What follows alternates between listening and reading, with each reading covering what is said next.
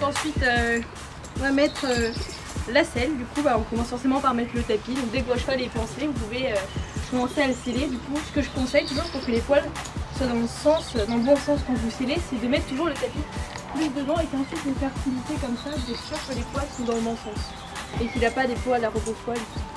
Ensuite l'amortisseur, donc lui vous n'avez pas besoin de faire rebrousse-poil ni rien parce qu'il va se mettre sur la gueule. En gros, tu laisses la vidéo. Donc ensuite vous le mettez juste sur le tapis, juste bien le positionner au niveau du garrot, tout ça, et bien penser à dégarroter dès que vous aurez la selle.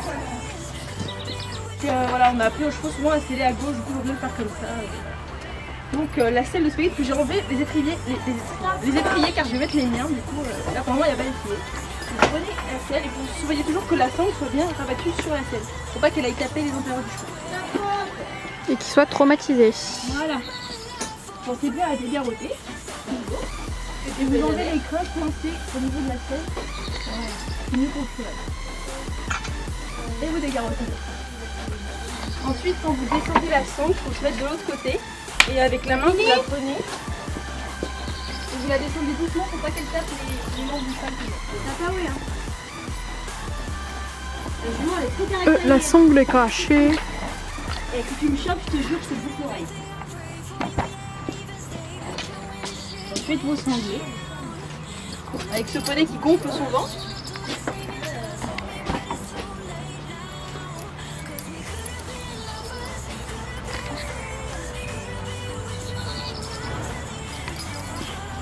Donc il faut toujours quand vous sanglez que vous preniez les sanglons aux deux extrémités. Celui du milieu c'en est un de secours au cas où il y en a un qui se déchire. Il faut toujours sangler avec les deux sanglons des extrémités. Voilà. Après il faut penser toujours à ressembler dès que vous arrivez sur votre lieu de travail, carrière, qui peut s'accrocher soit à l'étrivière. Et moi je préfère la cacher, je préfère l'accrocher ici et mon moniteur dans mon ancien club m'avait dit que c'était déjà ici. Du coup en fait vous passez le scratch et vous le rabattez. Ça sert à quoi? Pour éviter que... C'était quoi? Le tapis ne recule. Pour éviter que... Ouais, c'est pour éviter que le tapis recule en fait, du coup ça tient et même ça évite que le tapis bouge. Moi je passais dans les passants la sangle pour éviter que le tapis ne bouge. Donc ensuite pour mettre les étriers, donc qui sont les miens ceux-là, il faut que c'est ici que ça s'accroche et le couteau faut qu'il soit ouvert, sinon vous ne pourrez pas le mettre. Donc vous faites juste, simplement vous le posez et vous faites coulisser et vous montez bien la boucle en haut. Et après vous fermez une tête comme ça. Et les étriers sont mis. Et avant d'aller sur votre lieu de travail, vous remontez vos étriers. Et voilà. Merci Luna. Ensuite, comment mettre des protections qui vont bien avec le tapis. Des protections, des guêtres simples pour les intérieurs. Donc toujours les scratchs, il faut qu'ils soient vers l'extérieur, jamais vers l'intérieur. Donc et orienté vers l'arrière. Ah oui, oui, et toujours ça, c'est vers l'avant. Ça c'est l'ouverture, elle est vers l'avant. Faut pas que ce soit comme ça. Les tendons ils sont à l'arrière et c'est ceux à l'arrière qu'il faut protéger. Vous mettez bien au niveau du boulet. Voilà, faut bien que ça fasse cette cour en fait, ça suit un peu le boulet, vous verrez, c'est pas compliqué à mettre. Et après vous serrez assez bien pour pas que ça s'en aille et vous rabattez le scratch. Toujours l'anneau vers l'extérieur, pas tourner dans ce sens. Là, faire un truc de base qui n'a pas le droit de faire, mais bon, le rythme ne s'en va pas. Donc vous le passez ça comme un collier en fait, autour de son cou. Ah oui.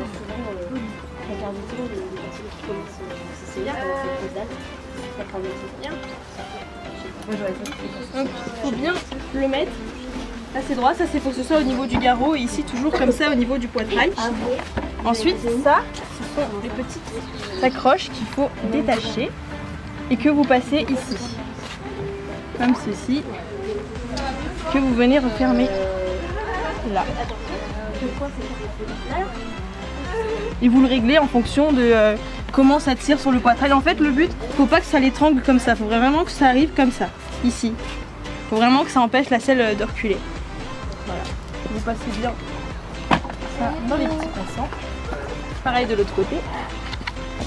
Les colliers différents, soit c'est avec des anneaux en fait, vous vous accrochez à une sangle bavette ou tout comme ça. Mais moi j'en ai pris un assez simple où je peux passer la sangle dedans comme un gobe ou truc comme ça parce que j'ai pas forcément de sangle. Donc c'est plus pratique. Ensuite comment on va mettre un filet. Si c'est pour moi c'est mon filet à moi, du coup je sais qu'il est forcément lavé, graissé à chaque fois que je vais le mettre, donc il est propre. Donc si vous c'est les filets de club, assurez-vous qu'il a toujours été nettoyé avant de le mettre dans la bouche de votre cheval que s'il y a des petites cornures, enfin séchées, ça peut lui blesser la commissure des lèvres et tout ça. Il repasse pas. Mais il veut pas tourner non plus. Allez! Arrête de faire genre tes swags.